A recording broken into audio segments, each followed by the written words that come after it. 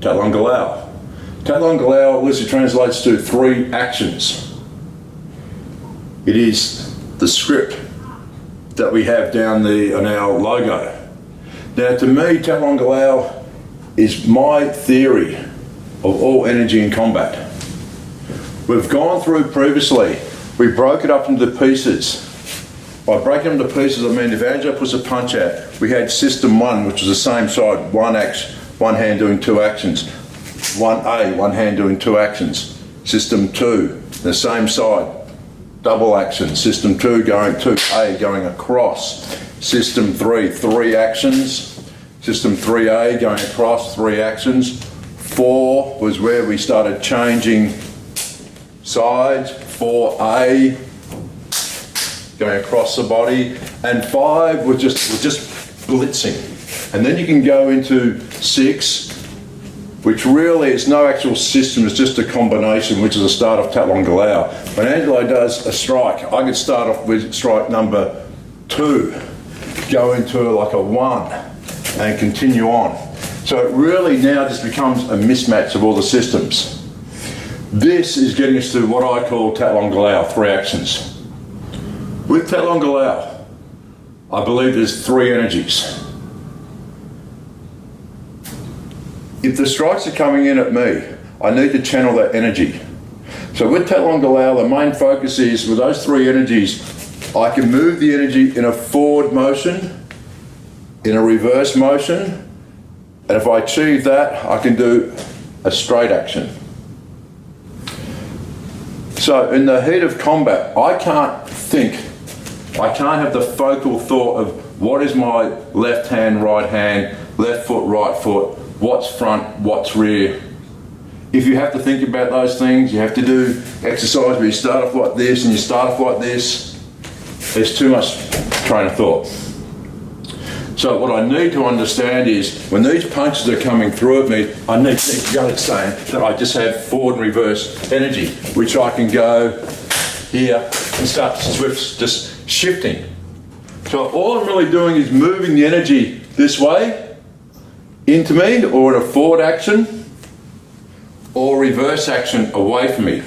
And once I clear a path, where I clear it, I can get a straight action. Now this can also apply to my feet. When he throws a punch, and I can come in and have my feet. Now that's a forward action. I can go forward action this way. I can go reverse action this way. So my legs work the same. We do drills where we walk around the room, we have designated attackers. I get someone to throw punches, we do our drill, we do whatever it takes, and I ask the person, what did you do? They don't know. That's actually the correct answer. It means that they didn't have a designated foot in front, they weren't in their preferred fighting stance. With Tatlong Galaw, the main purpose is, it's not about what we can do, it's about the position that the other person puts you in.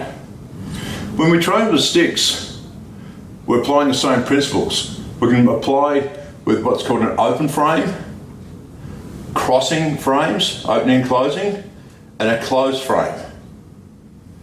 That's because maybe our opponent has put us into that position. So we need to know how to be able to operate or to move or to function from those positions. So if Angelo throws a punch at me, and this hand was on the phone, for example, it's a hand there that I had, and that was a reversed action first. If I was on the phone this way, maybe for example, it would have been a forward action, then maybe a reverse action. So I'm not really sure where I'm actually going to start. If I initiate the attack, yes, I can do whatever I like. But these are counter strikes. This is the opponent that's been throwing punches at us, or punches, kicks, elbows, whatever it may be. And we need to know how to stop that attack. Yes, one solution may be to run away, but especially if there's a blade, it's very hard to run away. So what I need to know is how to channel his energy. So the Tatlong Galaw, when he puts a punch out, that is forward energy, or that is forward energy. That is reverse energy, that is reverse energy. And if I get that, that's straight. So I can start combining. I can use one hand to go forward, forward. I can use one hand to go reverse, forward. I can use one hand to go forward, reverse, and I can start getting into all different ways how to control him.